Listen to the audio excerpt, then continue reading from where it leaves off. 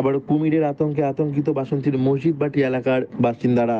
স্থানীয় বাসিন্দারা এলাকায় একটি বিশাল আকার কুমিরকে ঘোরাঘুরি করতে দেখে, আর যার জেরেই চাঞ্চল্য ছড়িয়ে পড়ে এলাকায়। কুমির আসার খবর পাওয়ার পরেই স্থানীয় বাসিন্দারা সেখানে ভিড় জমাতে থাকে। খবর দেওয়া হয় বন দপ্তরে। এরপর বন দপ্তরের কর্মীরা ঘটনাস্থলে উপস্থিত হয় এবং কুমির নিয়ে সাধারণ মানুষজনদের সচেতন করেন। আরে দেখলাম একটা কুমির কোথা থেকে আসলো আমরা তো বুঝতেই পারছি না। এর আগে তো 13 তারিখে একটা এসেছিল, সে ওইভাবে ফরেস্ট ডিপার্টমেন্ট থেকে ওরা নিয়ে গেল।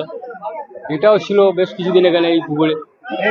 পুকুরে তো মাছ প্রায় সবই ভর্তি, মাছ, ভেটকি মাছ, চিংড়ি সবই খেয়ে নিয়েছে। বাগানের মধ্যে যেসব সবজি আছে, বিভিন্ন গাছপালা, ফলের গাছপালা সবই নষ্ট হয়ে যাচ্ছে। আমরা দেখুন লোকগুলো হাজার হাজার লোক এসে দাঁড়িয়ে আছি। কুমির দেখার জন্য লোক প্রচুর লোক, আর দেখেন না চারদিকে দাঁড়াবার জায়গা নেই। স্থানীয় মানুষজনের দাবি, বেশ কিছুদিন ধরে এলাকায় একটি কুমিরকে ঘোরাফেরা করতে দেখা যাচ্ছিল। সেই কুমিরটি নদী থেকে কোনো কারণে লোকালয়ে চলে এসেছে।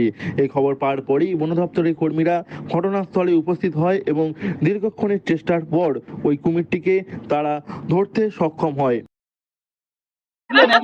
এখন কুমির শুয়ে আছে, দেখছি কুমির শুয়ে আছে। আমি এসেছি মানে 1 ঘন্টা হয়ে গেছে। 1 ঘন্টা এসে দেখি ওই কুমির একই জায়গায় শুয়ে আছে। হ্যাঁ, আর এইসব লোকজন আসে, এক এক করে আসছে, দেখছে, আর পুলিশ দুদিকে দাঁড়িয়ে আছে। এই সে 18-19টা ডিম পেড়েছিল, আর সেই কুমিরটা ওইখানে নাকি এসেছিল, ওইখান থেকে আবার ধরে নিয়ে গেছে। না, আমার বাড়ি এইখানে নয় বাবা, আমি জয়নগরে থাকি। এবারে বাপের বাড়ি এসেছি, তাই ওই দেখতে এলাম।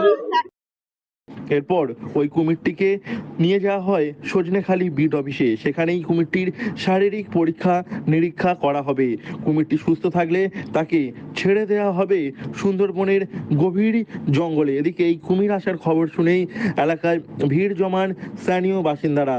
মঙ্গলবার সকালেই কুমিরটিকে নিয়ে যাওয়া হয়েছে সুন্দরবনের সজনেখালি বিট অফিসে। স্থানীয় বাসিন্দাদের অভিযোগ, এভাবে বারে বারে লোকালয়ে কুমির এসে পড়ায় স্থানীয় বাসিন্দারা খুবই আতঙ্কিত হয়ে পড়ছেন। এভাবে যদি বারবার কুমির ঢুকে পড়ে এলাকায়, তাহলে যে কোনো সময় বড় রকমের বিপদ ঘটতে পারে বলে দাবি স্থানীয় বাসিন্দাদের। তারা বন দপ্তরের কাছে অনুরোধ করেছেন যাতে কুমির এলাকায় না ঢোকে সেই দিকটি নিশ্চিত করার জন্য।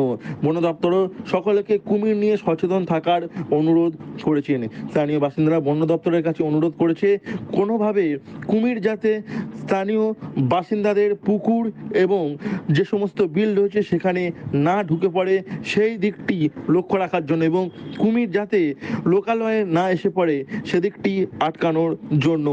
দক্ষিণ 24 পরগনা থেকে সুমন সাহার রিপোর্ট, লোকাল 18 বাংলা।